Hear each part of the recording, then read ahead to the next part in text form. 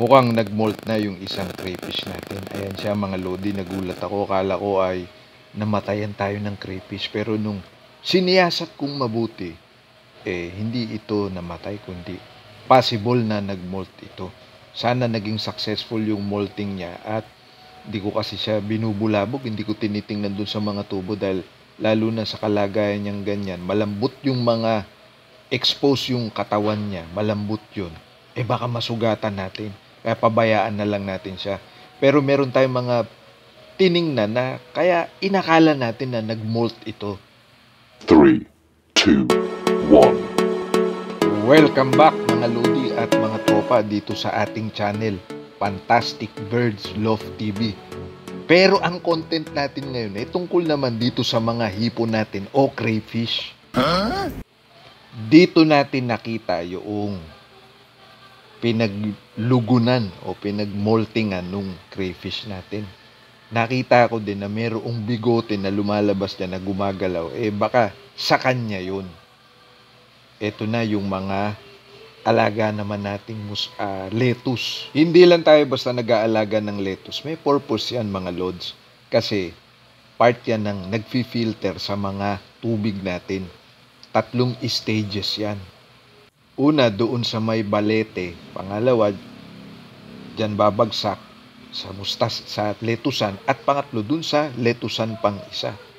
Ito pa, yung mga kangkong natin. Kaya itong fish pond natin baka hindi na ito fish pond, maging fish pond dahil napakabilis dumami nung kangkong at napakalago nung mga dahon niya. Maging kangkungan na ito. Segue pala tayo ng konti mga lods. Ito ang pinagkaabalahan natin ng mga nakaraan. Yan yung laruan natin na submarino noon na ginagamit natin yan. Siguro mga 10 beses ko lang ito nagamit at ibinartulina na natin siya. Tinago na natin siya. Mga 5 to 7 years na siguro itong laruan natin. Maganda pa naman sana ito laruan noon dahil sa sumisisid talaga siya. Maliit pa yung anak ko sa mga nakaraang kong reel o short video. Ginawang ko to, pinakita ko na sumisisid talaga. Marahil ito ang isa sa dahilan yan. Yung baterya sa loob niyan, lumobo na ng husto. Pansinin ninyo, ayan, no? Yung isang baterya na gano'n na din katagal, mga 5 years o 4 to 5 years naman yan, yung baterya na yan, lobong-lobo na.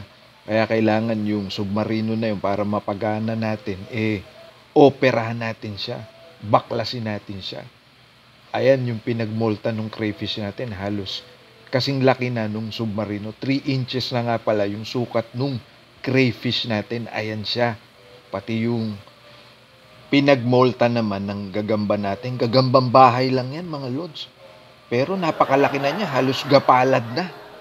Hindi ko nga alam kung ano ang kasarian nitong gagamba na to at naaawa tayo dahil nag-iisa lang siya. Kaya baka meron diyang keeper ng mga gagambang ganito, tarantula yan mga lods. Palitan nyo na lang kung ano ang gusto niyo pero mas maganda kung crayfish na lang. Very low maintenance pa naman itong gagamba na to. Almost 4 years na sa atin ito. Ipis lang ang ibinibigay natin dyan at super warm. Sayang, matibay pa naman siya. Kaya lang di natin maparami. Ito na, tinesting natin to pero tingin ko dito hindi talaga gagana dahil sa hindi umiilaw yung harapan niya. Supposed to be umiilaw. And hindi siya nagre-respond sa remote controller niya. Kahit nung wala pa sa tubig. Kaya iwanan na natin siya. Ito nga pala mga lods yung mga alaga kong goldfish dati na napakadami nila.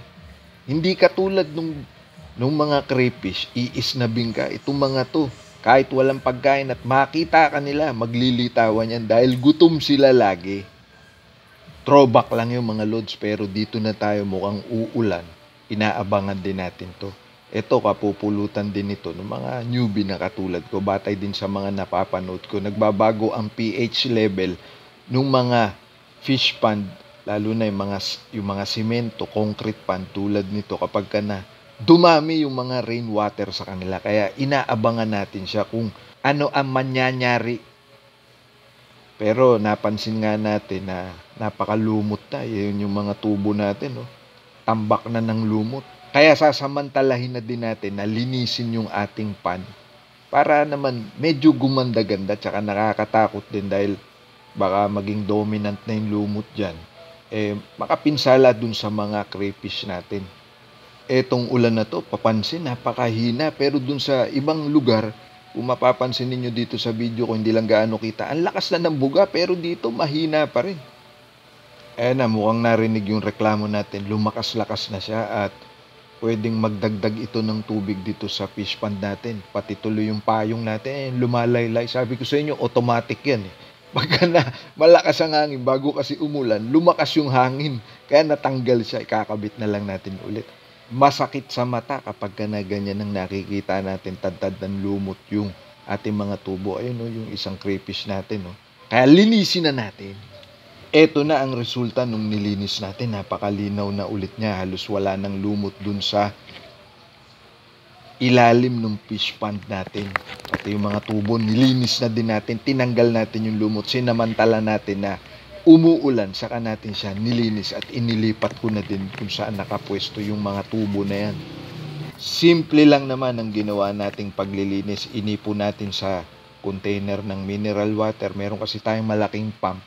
Habang winawalis natin ng dahan-dahan lang, yung mga lumot, umaakit yung ibinubuga dun sa nagsisilbing filter natin. Pagkatapos, sinasahod ko naman ng yan, yung container ng mineral water at ibinubuhos ko ulit dun sa fish pond sa pamamagitan ng pagtatakip naman ng mga tela para mabawasan yung lumot.